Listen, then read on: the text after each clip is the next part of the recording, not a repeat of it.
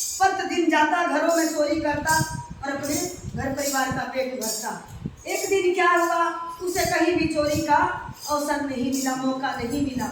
उसने सोचा कि यार मेरे बच्चे भूखे रह जाएंगे, ये अच्छा नहीं है, मैं चलता हूँ आज किसी मंदिर में ही हाथ मारूंगा, वहीं से चोरी करके लाऊंगा। मंदिर में आया, मेरे बाबा के भक्तों, दोपहर के समय आ गया।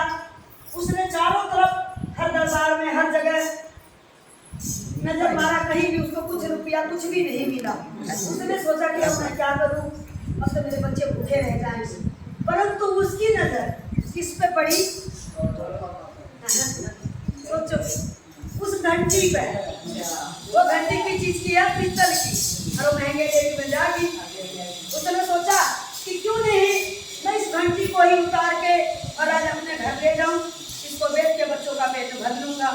ऐसा विचार करके मेरे बाबा के भक्तों, उसने क्या किया कि घंटी को उतारने लगा। अब ये घंटी तो जरा नीचे लग रहा था, घंटी ऊपर थोड़ा और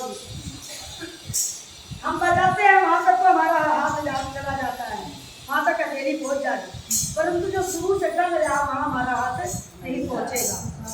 उसने दो में हाथ लगाया, नहीं गया, नहीं उतार पाया, उतारने में नाकाम हो गया। उसने सोचा कि क्यों नहीं बाबा की शिवलिंग है, और बाबा के शिवलिंग पर दोनों पैर रख के चढ़ जाऊं और घंटी उतार के अपने घर ले जाऊं। बोलिए सच्चे दरबार की जय हो, शंकर भगवान की जय हो। भोले बाबा के शिवलिंग पर दोनों पैर रख के और चढ़ गया, घंटी उतारने लगा। बाबा में से देखो, मेरे बाबा के भक्तों में ये नहीं कहती, जो भी कथा कहानी गीत मंगल जो बना है ना पहले के टाइम में, वो सारे सत्य है, सारी सच्चाई है जो बुजुर्गों से अपने हम सुनते आ रहे हैं। क्योंकि इस कलयुग की तो मैं नहीं बताऊंगी, पहले जो देवी देवता थे सतयुग में, द्वापर में, त्रेता युग में उपस्थित होते थे, अपने भक्तों को दर्शन देते थे। मेरा आने वाली चौथी पीढ़ी में कलयुग में कभी भगवान किसी भक्तों को लाखों करोड़ों में एकाध को दर्शन देते होंगे, लेकिन इस कलयुग के अंदर दर्शन नहीं देते। उस समय की बात है कि शिवलिंग से आवाज आई, वर मांगो मेरे भक्तराज, वर मांगो, मैं तुम पे बहुत प्रसन्न हूँ।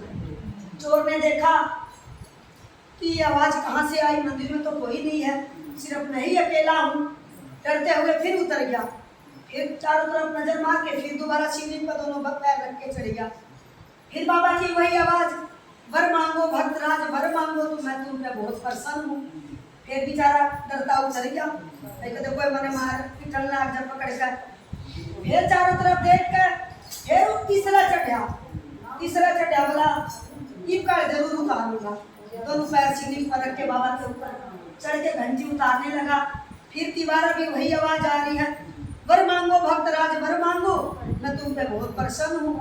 तो बेचारा उतर का हाथ जोड़ कर खड़ा हो गया, बोला हे भगवान, अगर सच में इस शिवलिंग से आवाज आ रही है तो मुझे दर्शन दो, भाई आज के बाद मैं ये चोरी करना ही छोड़ दूंगा, मैं धन्य हो जाऊंगा। बाबा ने उसको दर्शन दिया, एक बूढ़े के रूप में उपस्थित हो गए, आए, बोले बेटा मैं तेरे पर बहुत प्रसन्न हूँ, अरे इतने भक्त देखे हैं पर तू जैसा लाजवाब भक्त नहीं देखा।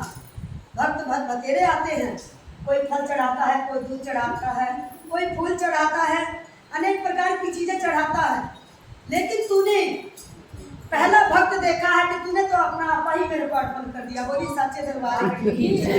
तूने अपना आपा ही, मैंने पूरा शरीर ही तेरे ऊपर अर्पण कर दिया, इसीलिए मैं तेरे पे बहुत प्रसन्न हूं। उसने बाबा के चरणों में माथा टेका और बोला हे भोलेनाथ, मैं धन्य हो गया दर्शन पाके, मैं बहुत खुश हो गया। आज के बाद चोरी का काम मैं नहीं छोड़ूंगा, मैं चोरी वोरी कुछ नहीं करूंगा। आज के बाद मैं कमा के अपने बच्चों का देखो मेरे बाबा के भक्तों, बाबा की लीला, बाबा की चमत्कार देखो। घर पहुँचते उसकी झोपड़ी बिना महल बन गई, वो बढ़िया ठाट बाट हो गए, अपना ही घर ढूंढने में तो चक्कर खा गया, तो मेरा घर कहाँ गया, मेरी यहाँ झोपड़ी डली हुई थी। बोले ये तो फलाने का ही घर है भाई, ऐसा ना तुरंत ने कौन सा डाका डाल दिया, भाई मैंने कोई डाका नहीं डाला। सब क्या गया, हाथ जोड़ने लगा, तो मैंने ऐसे कुछ नहीं किया, मैं तो बाबा के मंदिर में गया था, और ये बाबा की चमत्कार है। आओ मेरे बाबा के भक्तों, ये कथा बाबा के चरणों में रखती हूँ।